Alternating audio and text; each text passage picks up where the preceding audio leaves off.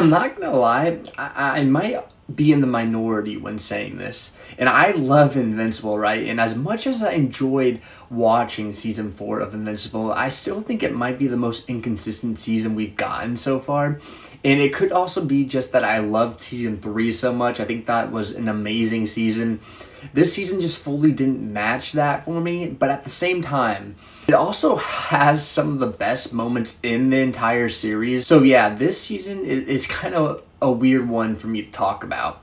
What's up, guys? I just finished watching Invincible season 4, and I kind of just wanted to, give my full thoughts on it now that we've kind of seen everything from the premiere all the way to the finale. And so yeah, here's basically my review on it, because there's a lot this season does really well, but there's also some stuff that didn't really fully land for me. Let's start with what this season absolutely nails, right? And the high points are insane when they are high. Like, when this show hits, it really hits, and it packs that emotional punch that you're wanting. Specifically, that Conquest fight. That Conquest episode, to me, is still probably the best episode of this season, in my opinion. The fight was just so brutal and just hard to watch, and honestly kind of exhausting in a good way. And Mark is literally getting torn apart and still refusing to let go of Conquest's neck. And the way they did the sound design in that episode, just raw impact, no distractions, no music. It was just peak Invincible for me. And you get, to Thragg later in the season, and yeah, this man lived up to the hype. After his full introduction, there's no question why he is the leader of the Viltrumites. And the way he just was able to just dominate every single fight and take every punch, and he takes out Thaddeus instantly, and it makes everyone feel like they don't even stand a chance against this man. Completely shifts the scale of the show, and I was a little bit worried at first how they kind of introduced him, whether he was going to be menacing enough to play, this villain. But those last 2 episodes really sold me on his character, which I was happy about, since, Thragg obviously is going to be a big part of the show here on out. And overall, the tone of the season was way darker. Everything feels very heavy, and you can tell the show is like transitioning kind of from that young superhero figuring things out, more lighthearted tone, to now war is coming and nobody is safe.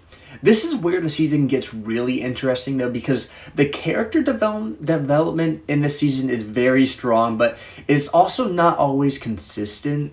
For instance, Mark's PTSD arc after the Conquest fight, and also Thragg's fight, I like what they were trying to go for there. You really feel his fear and his paranoia and the pressure building on him, as anybody would feel after what he's been through. But I'm not gonna lie, it got a little bit repetitive at times, especially in that final episode. We see him constantly kind of imagining Thragg showing up, and it was a shock the first time you see it, right, with Debbie, because there was a split second I maybe thought they actually, killed her off. After a while, though, it kind of just loses that impact that I feel like they were trying to go for. But when Thragg actually shows up at the end of that finale episode, that payoff makes it way worth it, I feel like. So I kind of, gave it some grace because of that. Nolan continues to be, I feel like, one of the best parts of the show. His redemption arc that is like just being handled so well,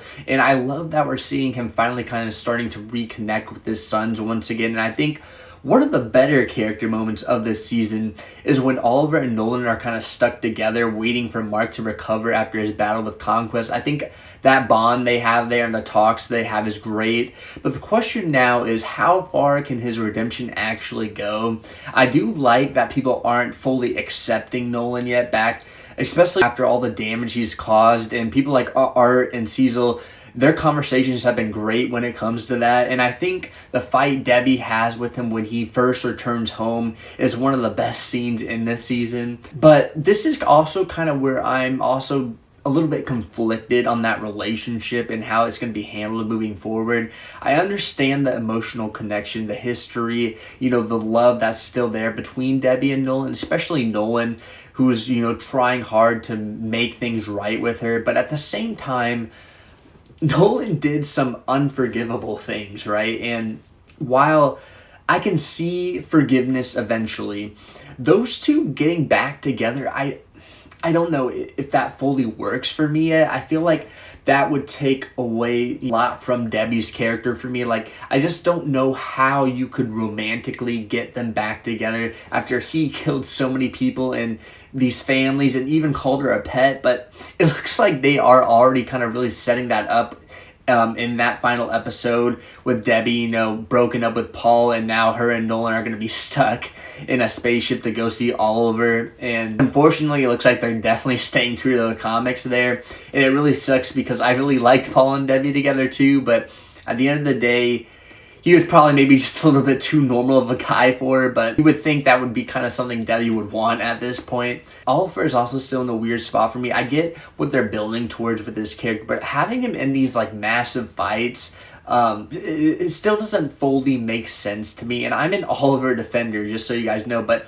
like season 3 really made me like his character a lot, with him always looking to help Mark, especially when he was in his like most dire moments, and the balls he had to just still fight Conquest after he was almost torn apart by him is just crazy. But that's also my point, is Oliver does some really dumb things this season that makes him more of a hindrance to the group rather than an actual help. He's basically, you know, a kid going up against the most dangerous beings in the universe. Not to mention he isn't as strong as Mark and Nolan because of that, you know, Thraxion's side. And it really shows in this season. But someone that I think is even more of a fraud this season is Tech Knight. Now, I heard this character is a lot better in the comics, and I don't even have really a problem with them gender swapping the character because we don't have that many prominent like female characters in the show.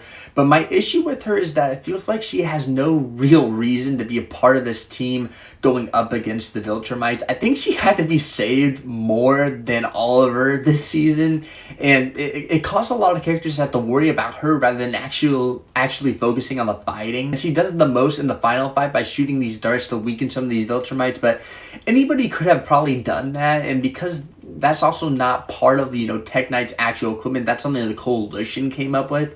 And I'm just not sold on her character yet. I really hope next season maybe can change my mind on her. But yeah, I feel like she's, you know, not living up to the hype right now. This is also where kind of the season kind of struggles a little bit for me. You know, the pacing issues I feel like are a little bit of a problem in this show. There are moments where it just feels off. And you'll go from like these like massive high stakes, you know, action scenes to the slower setup, like heavy episodes. And it doesn't always, I feel like, transition smoothly. Like, to me, we get one of the worst episodes in Invincible, like a lot of people also agree with that Damien Darkblood episode, Herm. That is just basically a complete filler episode it comes right smack in the middle of the season, which is not great. And not to mention, the show also like brings in a lot of new characters that we see in like one episode and then never again for the rest of the season, like Dinosaurs and Universa. And I know we are going to get more of them in future seasons, but I just don't understand introducing them for one scene this season and then just not hearing from them from the rest of the season. And then we also get a lot of like retreading arcs, like with the Sequids and Titan storylines that also feel like filler a lot of the time. And we just seen so much of them already. I kind of just want to move past that and get to like the good stuff with the Viltrumites, or just focus on like new characters and plot lines more in general, which is why I gave like that Damien Darkblood plotline a little bit of grace, because at least that was something new and different they were trying to do. And the biggest issue for me is probably the finale. Like, not because it's like a bad episode, but because it doesn't really feel like it should be a finale. It feels more like kind of a setup episode for season 5, which, you know, a finale should do, but it doesn't feel like a true ending to the season. And to me, the real finale felt like episode 7 to me. And it's not that I don't like that there's not a lot of action in this episode, but it just felt more like a mid-season episode rather than a finale. I feel like it's just missing a lot of payoff. A lot of the season is building toward, you know, Thragg, the Viltrumite future, and bigger conflicts. But instead of resolving really anything from that, it just kind of pushes everything, you know, forward for season 5, which makes this season feel a little bit more incomplete, like almost like it's a part 1 to season 5. And, you know, that's fine as long as it lives up to the hype, but it does feel like this season is very incomplete. Now, with that being said, the setup for next season, it is really strong. Thragg on Earth is like a big game changer. Thragg coming here, it's going to be a big deal next season. I'm interested to see how that brings other characters in, and it really changes everything. Now you got Viltrumites living on Earth, rebuilding their population with humans, and slowly kind of probably taking control behind the scenes. And that's like a huge factor now. And not to mention, I feel like we also get one of the better post-credit scenes in a while in the show. And I just love how it's done. You know, having Alan having control over the Scourge virus now.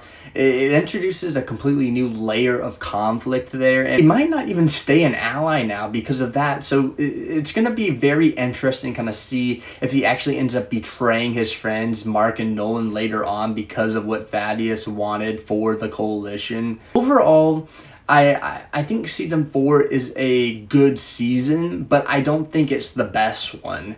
It has some of the best moments in the series, you know, strong character work and a huge setup for the next season.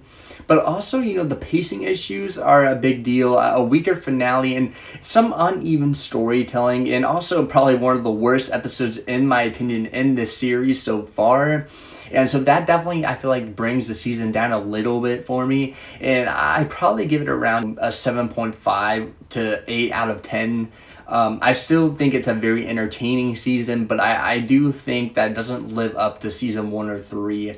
But the most important thing is this, is if season 5 delivers on everything this season is setting up, we could be heading into, you know, probably one of the best seasons of Invincible yet. So I am really looking forward to that. Let me know what you guys thought of season 4 though, and if you think it actually lived up to the hype or not.